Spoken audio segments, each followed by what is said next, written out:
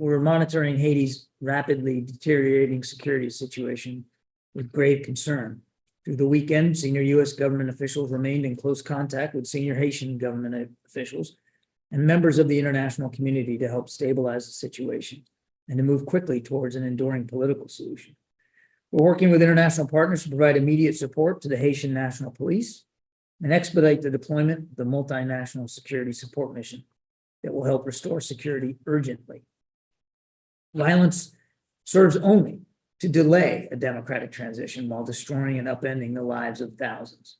Ultimately, the path forward lies with democratic governance and free and fair elections, which continue to be a priority in our engagements with our Haitian partners.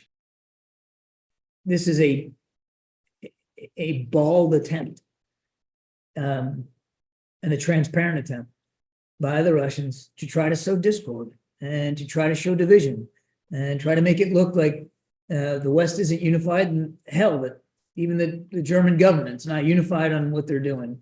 And we're not gonna just bow down to that bold attempt. We're not gonna accept the premise of it. That's what the Russians want. So he's certainly taking advantage of what he's seeing happen on Capitol Hill, and the dysfunction in our own system up there on Capitol Hill is definitely giving him an opportunity to place his own military positions at greater advantage. And I'll tell you, look, I mean, again, I talked about this last week, but still true today.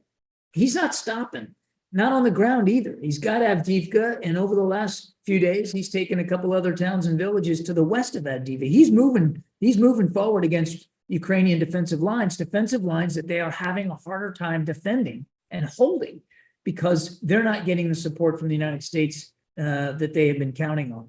So it's way past time for us to get that national security supplemental passed, way past time for us to start restocking Ukrainian shelves so that they can better defend themselves. This was a request by Minister Gantz, to come to the United States and have meetings. And he's a member of the War Cabinet. There is a war going on between Israel and Hamas. We have been dealing with all members of the War Cabinet, including Minister Gantz, since the beginning of the war, or certainly when he joined the War Cabinet, which was shortly after the 7th of October.